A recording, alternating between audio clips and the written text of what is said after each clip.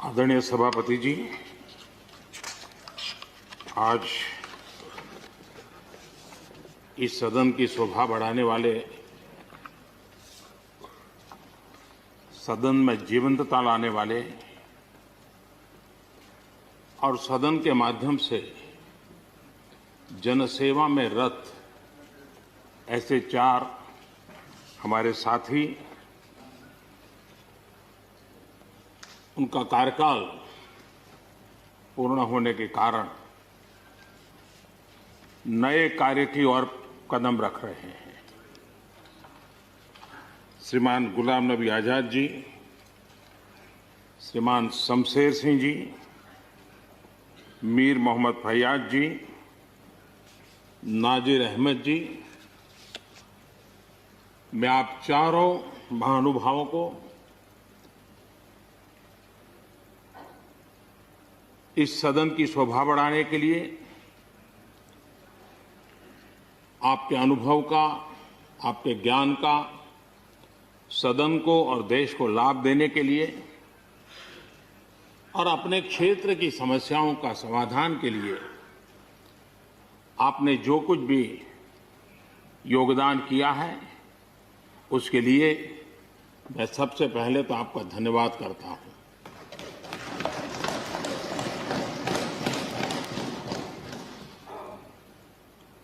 मीर मोहम्मद जी और नाजिर अहमद जी, ये दोनों ऐसे साथी,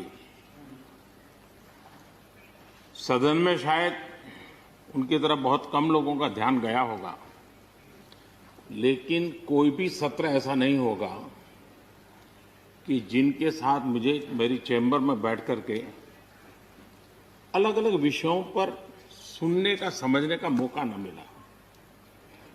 इवन कश्मीर की भी बारीकियां जब उनके साथ बैठता था, कभी कभी तो वो परिवार के साथ भी आते थे, इतने अनेक पहलू मेरे सामने रखते थे, वो मेरे लिए भी बड़ा एनलाइटनिंग रहता था। तो मैं हमारे इन दोनों साथियों का, जो मेरे साथ व्यक्तिगत रूप से नाता रहा और जो जानकारियां मुझे वो मिलती थी, मैं उसके लिए उनका हृदय से आभार भी व्यक्त करता हूं। और मुझे विश्वास है कि उनका कमिटमेंट और उनकी क्षमता, ये दोनों देश के लिए और विशेष करके जम्मू कश्मीर के लिए काम आएगी। देश की एकता, देश के सुख शांति वैभव को बढ़ाने में काम आएगी, जब मुझे पूरा विश्वास है। हमारे एक साथी शमशेर सिंह जी, अब तो याद भी नहीं रहा कितने सालों से मैं उनके साथ काम करता रहा हूं, क्योंकि मैं संगठन की दुनिया में का इंसान रहा, इसी क्षेत्र में मैं काम करता था। कई वर्षों तक जम्मू कश्मीर में भी काम करने का मौका मिला। तो मेरे एक साथी कार्यकर्ता के रूप में कभी एक स्कूटर पर ट्रैवल करने का मौका मिलता था। बहुत छोटी आयु में जो इमरजेंसी में जेल में गए, उसमें शमशेर सिंह जी थे। और इस सदन में शमशेर सिंह जी की उपस्थिति 96% है। ये अपने आप में, यानी जो दायित्व जनता ने उनको दिया, उसको बिल्कुल 100% निभाने का प्रयास। मृदुभाषी हैं, सरल हैं,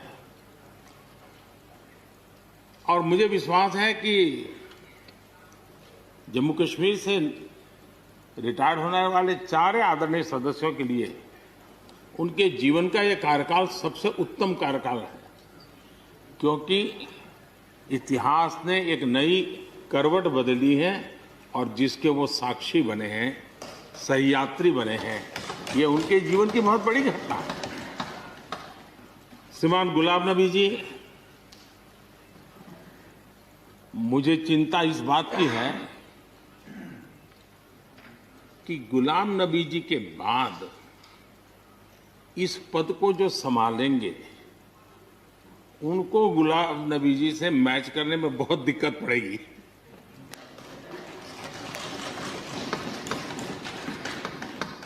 क्योंकि गुलाम नबी जी अपने दल की चिंता करते थे, लेकिन देश की और सदन की भी उतनी ही चिंता करते थे।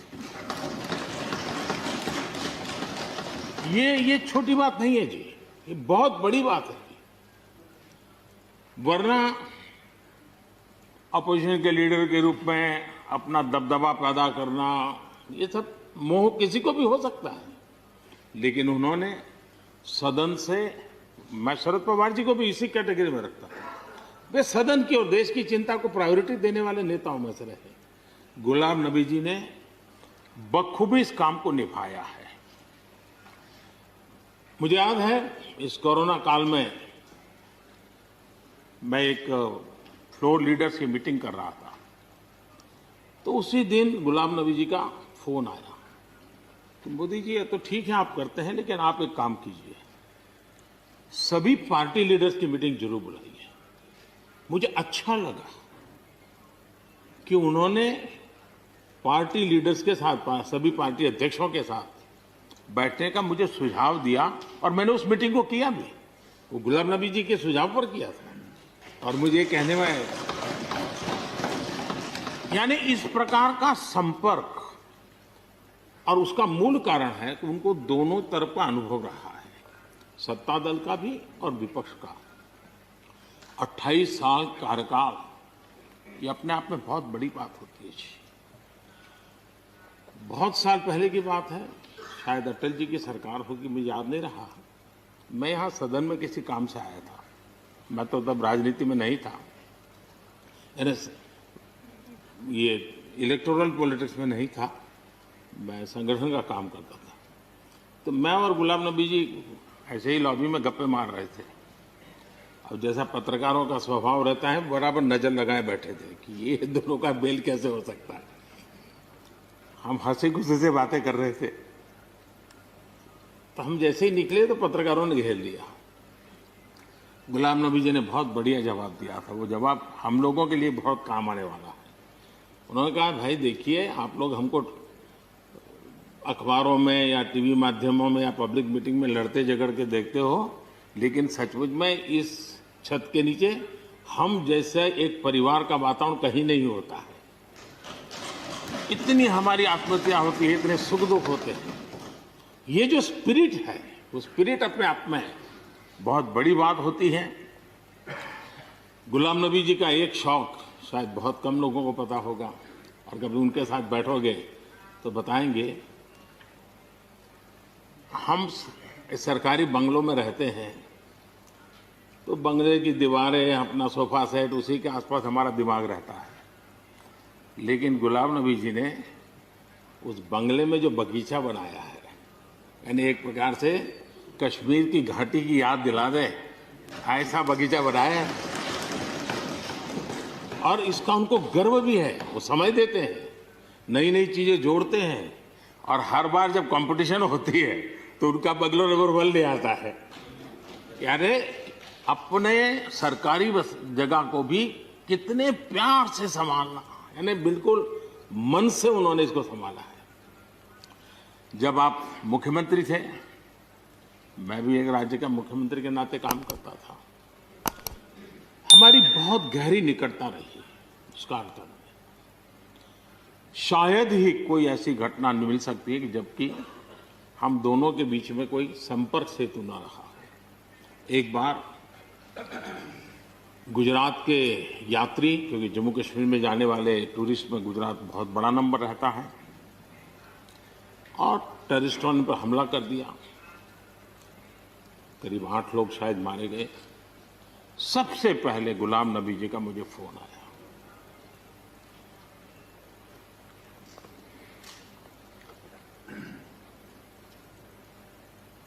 और वो फोन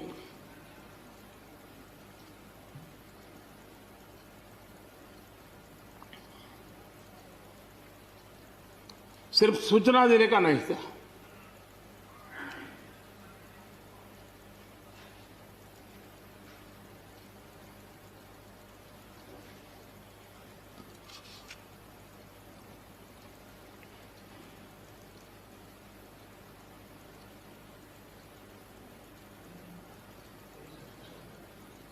उनके आंसू रुक नहीं रहे थे फोन पे। उस समय प्रणब मुखर्जी साहब डिफेंस मिनिस्टर थे। मैंने उनको फोन किया, मैंने कहा साहब अगर फोर्स का हवाई जहाज मिल जाए डेड बॉडी को लाने के लिए। रात देर हो गई थी। प्रणब मुखर्जी साहब ने कहा आप चिंता मत कीजिए, मैं करता हूं व्यवस्था। लेकिन रात में फिर जम्मू कश्मीर में हालांकि मैं जम्मू से हूं, लेकिन मेरा डिस्ट्रिक्ट में शमशेर सिंह जी जानते हैं मुस्लिम मेजॉरिटी डिस्ट्रिक्ट, उसका असर कश्मीर का ज्यादा होता है, जम्मू का कम असर पड़ता है विशेष रूप से मुस्लिम्स में। और उसके बाद कॉलेज और यूनिवर्सिटी तो मैं कश्मीर में ही पढ़ा और गांधी को पढ़ता था मैं, नेहरू को पढ़ता था, मौलाना आजाद को पढ़ता था, इन तीन की। तो जो मैंने सीखा है देशभक्ति का स्कूल से लेकर, और वो देशभक्ति आज उन नौजवानों की नजर में जो सियाचिन में है, जो जम्मू कश्मीर में कई दशकों से हैं, ठंड में है, बर्फ में है, उनके नाम से शुरू करता हूं मैं। खून की मांग है इस देश की रक्षा के लिए, खून की मांग है इस देश की रक्षा के लिए। मेरे नजदीक ये कुर्बानी बहुत छोटी है, दे दो।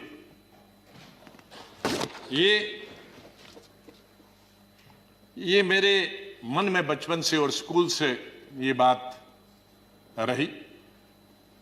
और जब मैं कश्मीर के सबसे बड़े college SP college Shri Pratap college में पढ़ता था, मुझे याद है वहां 14 अगस्त भी मनाया जाता था और 15 अगस्त भी मनाया जाता था हमारे कॉलेज में।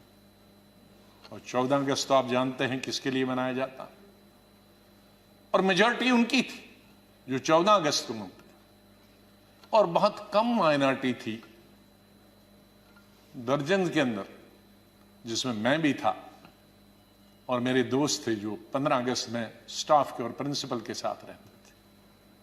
और उसके बाद हम एक हफ्ता कॉलेज नहीं जाते थे क्योंकि पिटाई होती।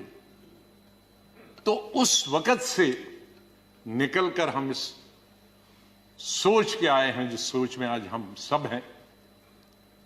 और मुझे खुशी है इस बात की कि इस सोच को बहुत सारे लोगों ने, और मैं बधाई देता हूं दूसरी पार्टीज को भी, वहां नेशनल कॉन्फ्रेंस हो, पीडीपी हो, बीजेपी तो शुरू से ही कौमी धारा की पॉलिटिक्स में थी, वो भी आहिस्ता आहिस्ता बड़े पैमाने पे आए और कश्मीर आगे बढ़ा। मेरी हमेशा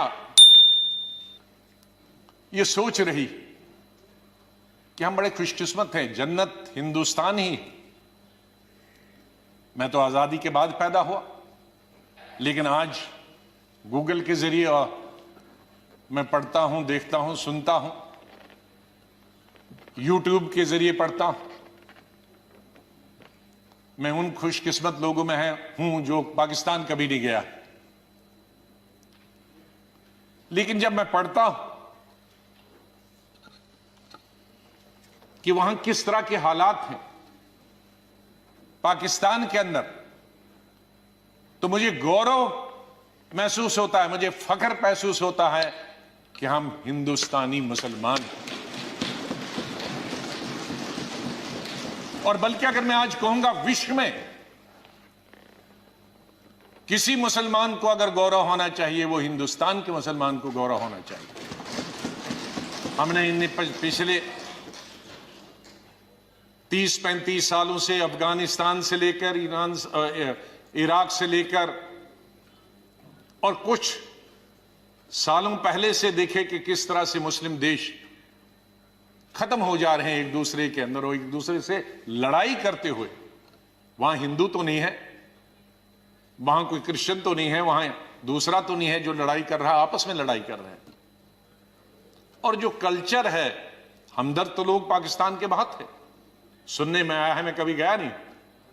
लेकिन जो समाज में बुराइयां हैं, दूसरे मुल्क के बारे में नहीं कहना चाहिए, लेकिन हम गौरव से यह कह सकते हैं कि हमारे मुसलमानों में वो बुराइयां खुदा न करे कि कभी भी लाए।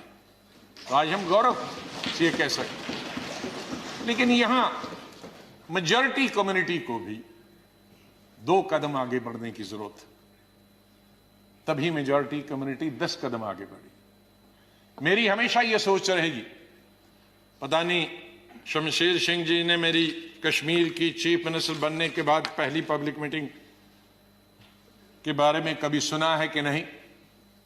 मैं जब सीएम बना तो पहली पब्लिक मीटिंग सीएम के तौर पे, आपको आश्चर्य होगा कहां ली होगी, वो मैंने सोपुर में ली, जहां के सोपुर में कोई कई दशकों से पब्लिक मीटिंग कोई कर नहीं सकता, आज भी नहीं कर सकता। शहर में तो नहीं की, लेकिन उसी कॉन्स्टिट्यूंसी में की, जहां गिलानी साहब हैं, जो गिलानी साहब वहां से 3 दफा एमएलए चुन के आए। और उस पब्लिक मीटिंग में मैंने क्या कहा था कि मेरी सरकार जम्मू कश्मीर के लोगों की सरकार होगी, और अगर मेरी सरकार का कोई मंत्री धर्म की बुनियाद पर, मजहब की बुनियाद पर और पार्टी की बुनियाद पर इंसाफ करेगा तो मुझे शर्म आएगी कि ऐसा मंत्री या ऐसा अफसर मेरे साथ काम कर रहा। तो मैं उसी सोच का हूं कि जहां भी जाएं मुझे प्यार मिला, लोगों का बहुत प्यार मिला। आनंद शर्मा जी ने जैसे बताया, शरद जी ने जैसे बताया कि उनको तो बहुत अरसे से जानता, मुझे सौभाग्य मिला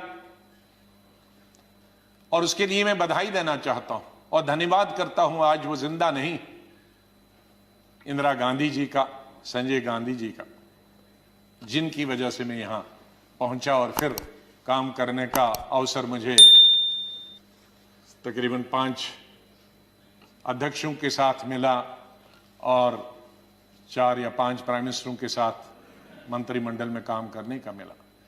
लेकिन अवसर यह मिला कि मैं हिंदुस्तान के सभी 35-36 यूटीज और स्टेटों का इंचार्ज करने का अवसर मिला। तो आज मेरे दोस्त, भाई बहनें, मैं ये कह सकता हूं कि अंडमान से लेकर और लक्षद्वीप तक और कश्मीर से लेकर कन्याकुमारी तक, सिक्किम से लेकर गुजरात तक, ये बहुत एक चीज कमाई, बहुत कुछ सीखा मैंने इस पार्लियामेंट। मुझे अवसर मिला पार्टी के जनशक्ति या मंत्री के रूप में, वो इंदिरा जी के वक्त में मिला, राजीव जी के वक्त में मिला, सोनिया गांधी जी के वक्त में वो अवसर उन्होंने मुझे प्राप्त कराया, राहुल गांधी जी के वक्त में, और मुझे शायद बहुत सारे कम लोगों को ये अवसर प्राप्त हुआ होगा कि जो अपनी उम्र से दुगने के लोग थे और बड़े लीडर थे, उनके साथ पार्टी की तरफ से मीटिंग करने का मौका मिला और पार्टी के साथ कई नेगोशिएशन करने का मौका मिला। उनमें ज्योति बसु जी थी, करुणानिधि जी थे, जयललिता जी के साथ मैंने अलायंस किया, करुणाकरण जी थे, चंद्रशेखर जी थे, देवीलाल जी थे, मुलायम सिंह यादव जी थे, प्रकाश सिंह बादल जी से अलायंस नहीं किया, लेकिन कई चीजें, जब मैं मिनिस्टर ऑफ स्टेट होम था तब कई मीटिंगें हुई। मैं जब देखता था implementation of Punjab accord, Assam accord, ये देखता था। आई.के. गुजराल साहब से, शुभू सोरेन जी से, शाहब तंगल जी से, मुपनार जी से, फारूक साहब से, मुफ्ती साहब से, ये सब लोगों के साथ कई दफा, और यही वजह है कि यहां भी उसी तरह से मैंने चलाया। 3 प्राइम मिनिस्टरों के साथ मैं पार्लियामेंट्री अफेयर्स मिनिस्टर रहा। मैं उस बात को भूल नहीं सकता कि इंदिरा जी फोतेदार जी और हमें बताती थी, फोतेदार जी पॉलिटिकल सेक्रेटरी थे, मैं यूथ कांग्रेस का प्रेसिडेंट था, कहा जरा अटल जी से भी संपर्क में रहा करो। बीजेपी ने, उन्होंने कहा अटल जी से संपर्क में रहा करो। तो वो इस सोच की थी। बाद में राजीव जी जब प्राइम मिनिस्टर बने तो उन्होंने कहा भाई अब विपक्ष के जो लोग हैं उनके पास तो 2 एमएलए एमपी हैं, हमारा इतना बहुमत, उनको भी तो अपनी कॉन्स्टिट्यूंसी का काम करना होता होगा। उनसे भी जरा पूछा करो। जब पार्लियामेंट्री अफेयर्स मिनिस्टर बना मैं उनके वक्त में राजीव गांधी के, तो फिर एक दफा फिर याद दिलाया कि आप बहुत सारे काम अपनी पार्टी के कराते हो, विपक्ष के भी कुछ करते हो। मैंने कहा मैं बिल्कुल उनके भी पूछता हूं, जो जो बताते हैं, हर चीज आपको बताने की जरूरत नहीं, हम अपने लेवल पे करते हैं। और बाद में मैंने यही चीज माननीय अटल बिहारी वाजपेयी जी से सीखी। 5 साल 91 से 96 तक मैं पार्लियामेंट्री अफेयर्स मिनिस्टर रहा और भी पोर्टफोलियोज थे मेरे पास। और अटल जी विपक्ष के नेता रहे, हमारे पास बहुमत नहीं था और अलायंस भी नहीं था, माइनॉरिटी गवर्नमेंट थी। और उस माइनॉरिटी गवर्नमेंट में अटल बिहारी जी वाजपेयी जी विपक्ष के नेता हो, यह हाउस चलाना कितना आसान मुश्किल हो सकता। लेकिन मैं कहूंगा कि सबसे आसान हाउस चलाना उन 5 साल में मुझे अटल जी की लीडरशिप हुआ। और उनसे सीखा मैंने कि किस तरह से हल निकाला जा सकता, विपक्ष की भी बात रहे और सरकार की भी बात रहे। मैंने अपने एलओपी के जमाने में यह कोशिश की कि हम यहां आए हैं, लोगों ने हमको चुना है कानून बनाने के लिए, लोगों ने हमें चुना है कई मसलों का समाधान निकालने के लिए, हल निकालने के लिए, उनकी मुश्किलात, उनके लिए रोजगार पैदा करना, एम्प्लॉयमेंट करना, डेवलपमेंट करना, विकास करना, सड़कें, नहरें, स्कूल, कॉलेज, अस्पताल बनाना, बिजली पैदावार करना। तो अगर हम हर वक्त ये आपस में ही लड़ते रहे, झगड़ते रहे और वो कानून पास नहीं होंगे तो लोगों का विश्वास हमसे उड़ जाएगा। इसलिए जब भी मैं अपने साथियों को भी समझाता था कि इसको मिक्स करो, एक आध दिन विरोध दिखाओ, एक आध दिन झगड़ा करो और बाकी दिन डिस्कशन करें। ये मैंने हमेशा प्रयास किया अपने। मैं धन्यवाद करता हूं हमारे उस तरफ के भी साथियों को जिन्होंने, और इस तरफ के सभी लीडरों को जिन्होंने उस प्रयास में पूरा अपना सहयोग दिया। मैं अपनी बात गृह मंत्री जी को स्टेटमेंट देना था, मैं उनका धन्यवाद करता हूं। और सबसे ज्यादा धन्यवाद मैं प्राइम मिनिस्टर का करता हूं कि आपने सबको सुना, आपने इतना समय 2 घंटे से ज्यादा यहां समय दिया। आप बहुत भावुक हुए और सच है, हकीकत। अगर सच बताएं सर, मेरे माता पिता की जब डेथ हुई, मेरे आंखों से आंसू निकले, लेकिन मैं चिल्ला के रो नहीं पाया। मैंने जिंदगी में सिर्फ चिल्ला के रोया।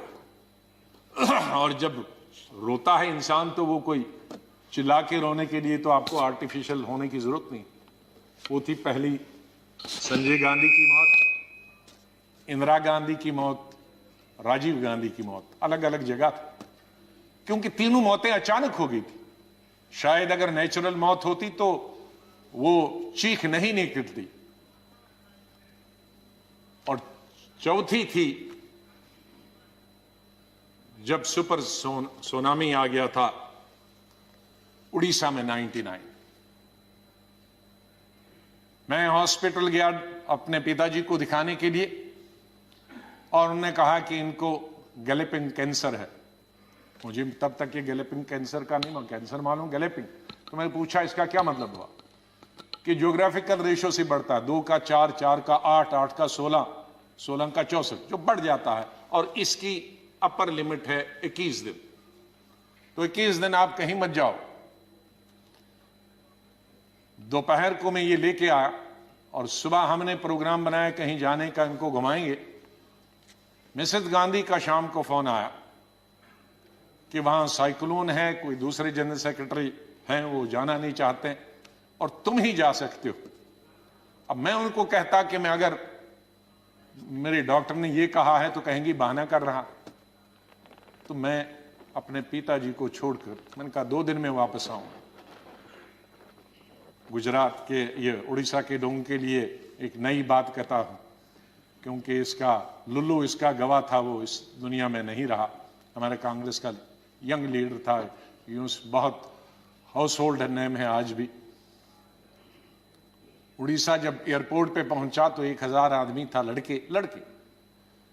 तो कहा सर पैदल चलना है, क्योंकि सारे पेड़ जो हैं, शहर पानी में है और सारे पेड़ सड़कों पर, तो ये 10-12 किलोमीटर पैदल चलना। चले हम। तो सबसे बड़ा काम क्या था पहला, और मिनिस्टर कोई नहीं, चीफ मिनिस्टर भाग गए थे, मिनिस्टर भाग गए थे, कोई एडमिनिस्ट्रेशन, कोई दुकानें तोड़कर मैंने उनकी लिस्ट बनाई पुलिस की मदद से कि उनको पैसे देंगे। बाद हमने हथियार लिए जंगल काटने के 3 रातें और 3 दिन।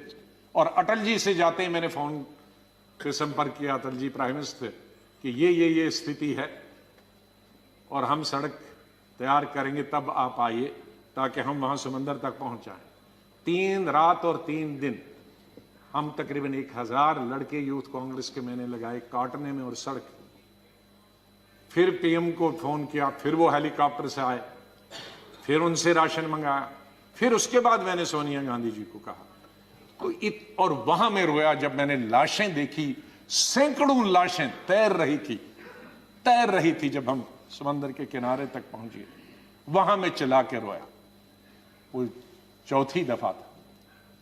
और 5वीं दफा जिसका उल्लेख माननीय प्रधानमंत्री जी ने किया और वो भावुक हुए।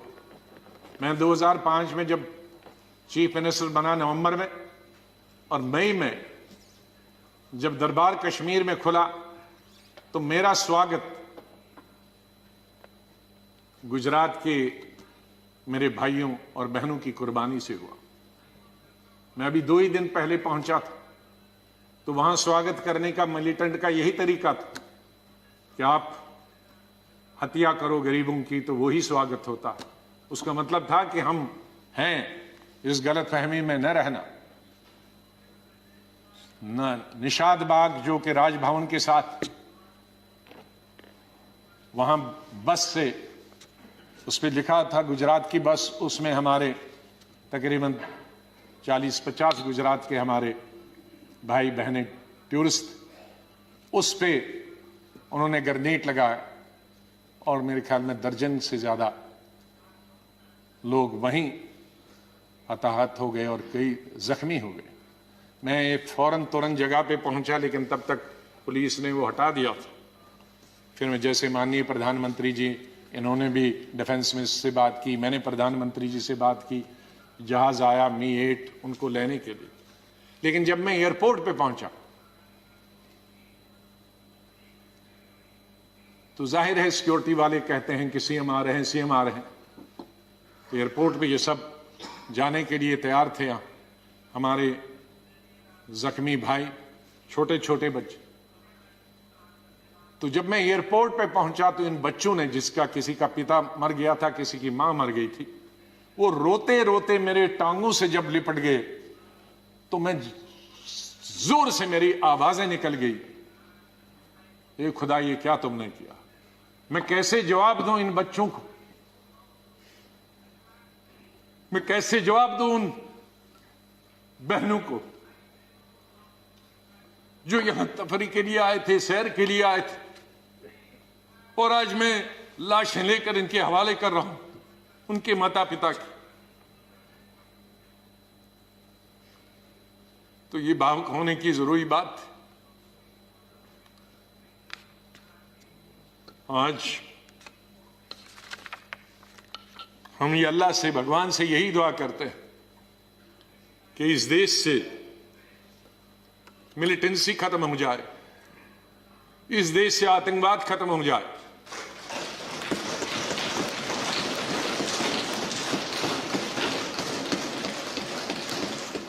हजारों हमारे सिक्योरिटी फोर्सेस के, आर्मी के, पैरामिलिट्री फोर्सेस के, पुलिस के जवान मारे गए, सिविलियन कई क्रॉस फायरिंग में मारे गए, हजारों हमारी बेटियां और माएं आज बेवा, शायद उनका पति किसी का मिलिटेंट भी, क्योंकि मिलिटेंट होंगे